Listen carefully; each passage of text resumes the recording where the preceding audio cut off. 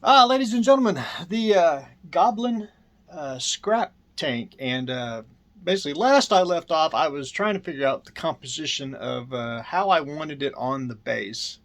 And wanted to add a little tree, or a palm tree, if you will. Got that from the bargain bin at the hobby store, which you can buy in the railroad section. And basically wanted to add an angle, wanted the tree in the back.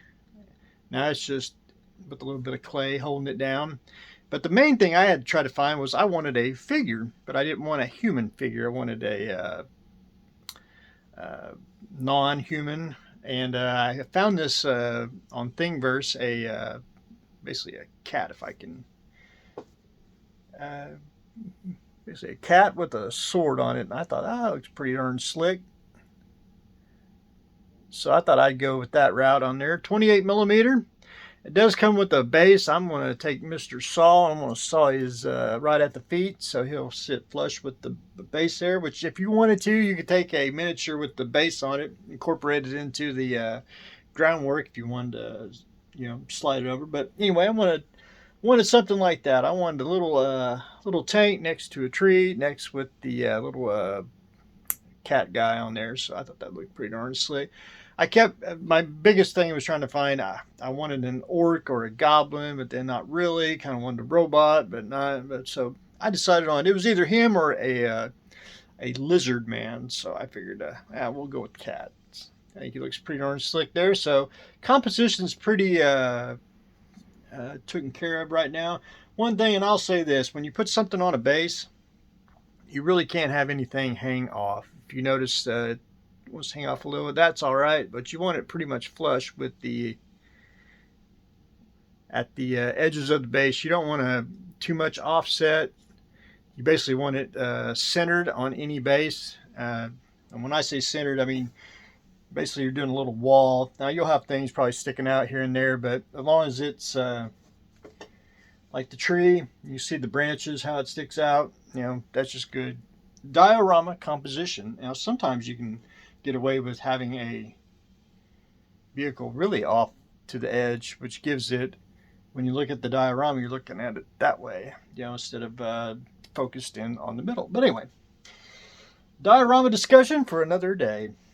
So the tank, one thing I did is I cleaned up a few little areas. There is some areas on here that's, again, 3D printed. You can see, well, for example, you can see there on the bottom, right around there. Now, I didn't clean that up. I sanded it down just a tad.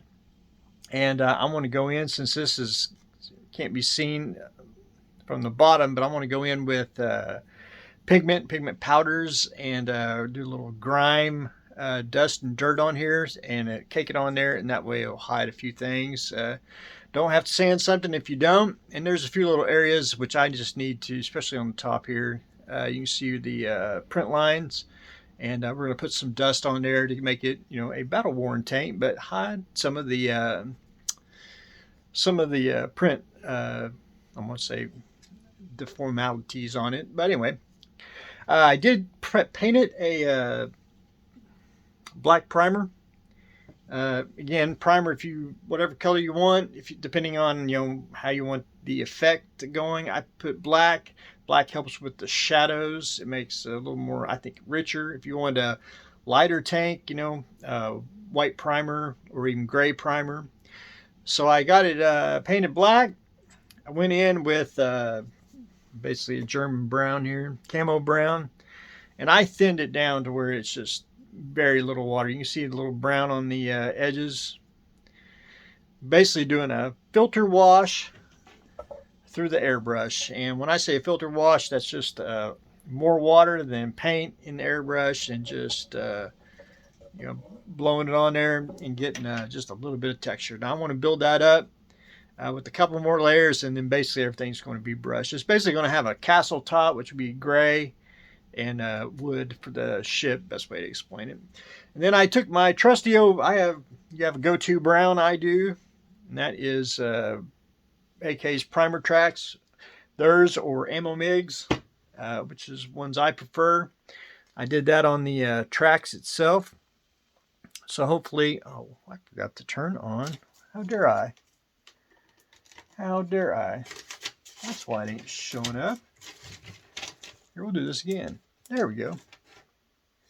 The track on here is the Tamiya, the AK track brown, and that's just a base coat, and then we're gonna put in a couple more layers of grime and dirt, and then highlight it with basically silver, so like the steel shows over the track. But other than that, that is just about ready for the. This is like pre-painting, and then we'll go in and start doing brush, doing filters, washes, dry brushing, you name it. We're gonna go to town on the Goblin scrap tank. So my little cat guy here will command it and put him on the base, and trying to keep it simple but dramatic too. Like he's looking off the distance, getting off his tank, or he found the tank, either one.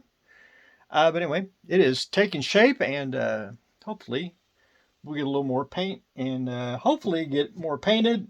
And I would like to get the groundwork done. And when I say done, just basically get the groundwork on, the tank on, to show it where it will in its final position. But anyway, that's where I am, ladies and gentlemen. We are continuing on with the Goblin scrap tank. So stay tuned for the next exciting episode.